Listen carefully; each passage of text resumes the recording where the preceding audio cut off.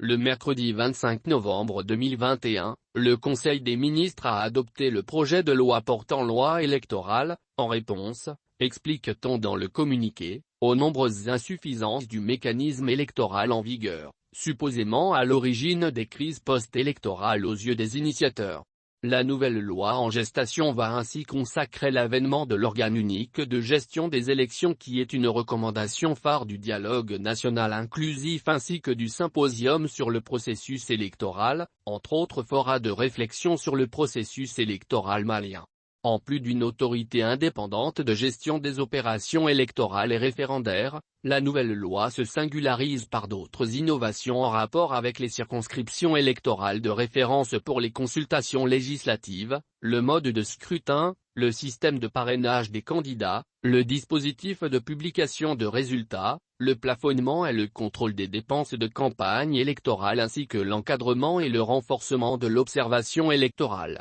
L'adoption du texte, indique le communiqué du Conseil des ministres permettra de réduire le nombre de structures intervenant dans l'organisation des élections, de garantir l'efficience, la performance et la crédibilité dans la gestion des élections seulement voilà, 24 heures à peine après non-adoption, une large majorité de partis et regroupements partis politiques affirment ne pas s'y reconnaître. Le consensus et inclusivité dont elle est créditée par ses initiateurs, allusion faite notamment à une série de concertations avec les acteurs des partis et regroupements de partis politiques et de la société civile, jure manifestement avec le rejet avec lequel ont accueilli les composantes du cadre d'échange des partis et regroupements de partis politiques pour une transition réussie au Mali. En atteste un communiqué de son président intérimaire, Dr Boukari Keïta, qui fait le tour des réseaux sociaux et qui proteste vigoureusement contre la démarche de son élaboration en la jugeant ni consensuelle, ni inclusive, ni participative.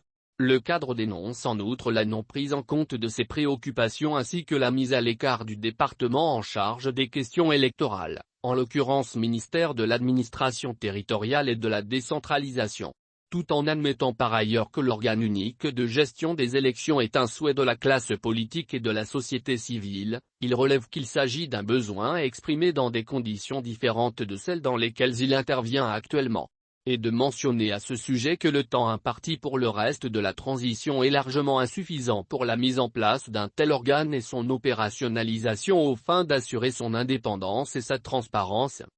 Le cadre d'échange des partis et regroupements politiques pour une transition réussie estime, par conséquent, que les autorités de transition feraient mieux de privilégier le consensus, l'inclusivité et la neutralité en se référant à l'avant-projet de loi validé par l'ensemble de la classe politique et de la société civile en concertation avec le ministère de l'administration territoriale et de la décentralisation à l'issue de l'atelier de réflexion sur la mise en place de l'organe unique de gestion des élections pour les échéances électorales de la transition, tenu les 29 et 30 juin 2021. Keïta et compagnons ont également insisté sur le respect des prescriptions de la CEDEAO sur la démocratie et la bonne gouvernance selon lesquelles aucune réforme substantielle de la loi électorale ne doit intervenir dans les 6 mois précédant les élections, sans le consentement d'une large majorité des acteurs politiques. Une telle prise de position de la part d'un cadre regroupant plus de 60 entités politiques préfigure visiblement une véritable foire d'empoigne aux portes des futures échéances. Avec notamment un processus contesté par des mastodontes comme le RPM, l'UDOD, l'ASMA, et la CODEM, la crise post-électorale que les autorités prétendent circonscrire pourrait bien intervenir avant même la tenue du scrutin. Surtout qu'une crise latente s'annonce sur fond de tiraillements sur le chronogramme des élections et du délai de la transition.